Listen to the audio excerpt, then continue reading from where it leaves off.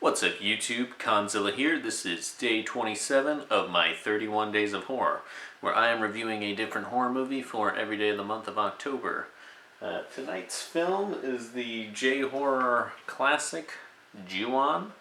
This is of course the film that would later be remade as The Grudge, as the sort of trend of J-horror films coming to America was at its height with, well, The Ring and The Grudge, were the big titles, obviously, from that time period.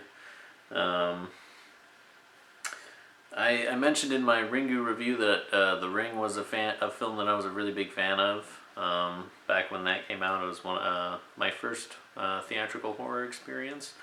I actually did not wind up watching The Grudge back when it came out in the U.S., mainly because I just thought it looked like kind of a ripoff of The Ring. It didn't look that interesting to me. I do remember seeing Ju-on at the video rental store and thinking that it looked more interesting. I don't think I realized that it was just the original version of The Grudge at that point. But I didn't rent it. I did wind up watching The Grudge, I don't know, maybe a year or two ago, and then I wound up picking up Ju-on, which I like a bit more. I think it's a little bit scarier than the American version of The Grudge. I don't know, something about those J-horror films just really has that sense of overwhelming dread, and Ju-on, I think, embodies this pretty well. Basic plot here, and it is really basic, so I won't go into too much detail, is really that there's a haunted house, and at the beginning of the film it says, when a person dies in a fit of rage, their soul sort of taints the place where their brutal murder occurred, basically. And so that's what Ju-on, The Grudge, is about. Just this house where a woman and her son are murdered by father/husband, basically. And so that house becomes haunted, and everybody who enters it from there on out dies, basically.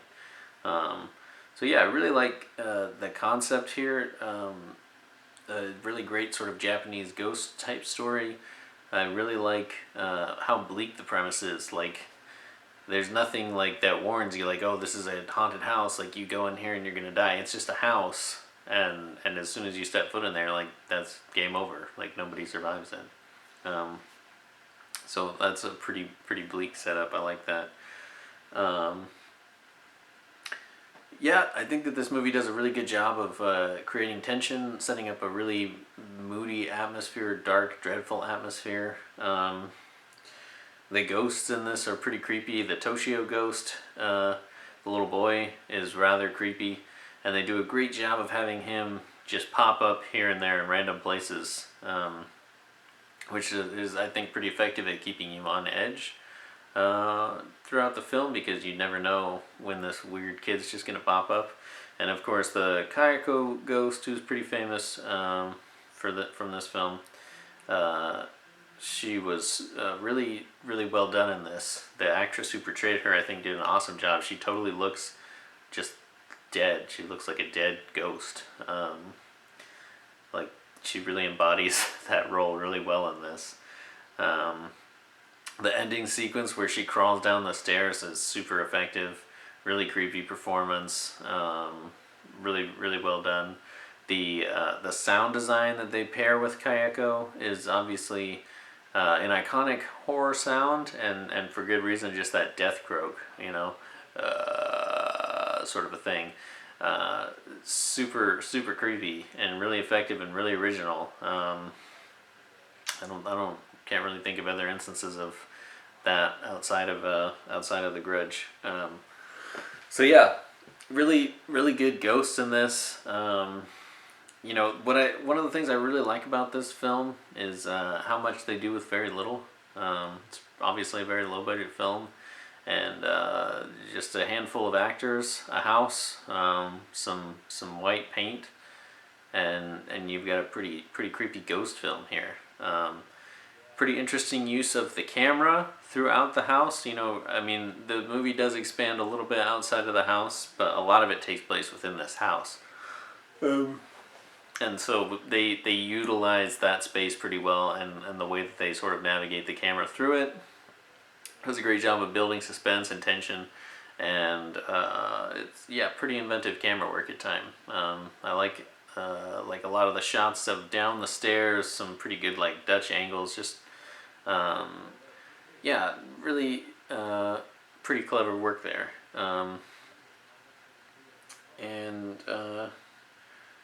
yeah, like I said, the ghosts are really effective. The atmosphere of this is really nice. The look of the film is very sort of muted colors, pretty desaturated, pretty grainy look. So it's not a particularly beautiful film, which I think adds to just sort of the overall atmosphere here. It's got a real creepy vibe to it that just sort of maintains throughout the film. And so yeah, I think it's Ju-on is a really good example of Japanese horror done right. I do think compared to Ringu, Ju-on is a bit scarier all throughout. It feels a lot more horror oriented, and a lot more focused on the actual supernatural elements, whereas in Ringu that kind of was more in the background as the mystery unfolded. So this one definitely felt like a little bit more of a Halloween type select here for our viewing tonight. So yeah, definitely a good solid Japanese ghost story. If you're into that kind of thing, you know, this is definitely one you should check out. If you like The Grudge, I think you should definitely check out the original version, because I do think that this version is a little bit superior, even if the production values aren't quite what we get in the American version of The Grudge. This doesn't have that big Hollywood sheen to it, which I think ultimately works in its favor. It's scarier that way.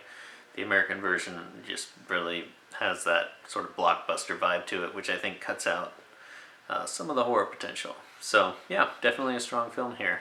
If you've seen this film, I'd love to hear what you think about it. Go ahead and let me know in the comments. If you enjoyed this video, please leave a like. If you want to see more content like this in the future, go ahead and subscribe to my channel. We're getting to the end of October here, but we still have a couple films left on my list to check out. So yeah, you'll definitely want to see what we got coming up. Thanks for watching, guys, and I will catch you next time.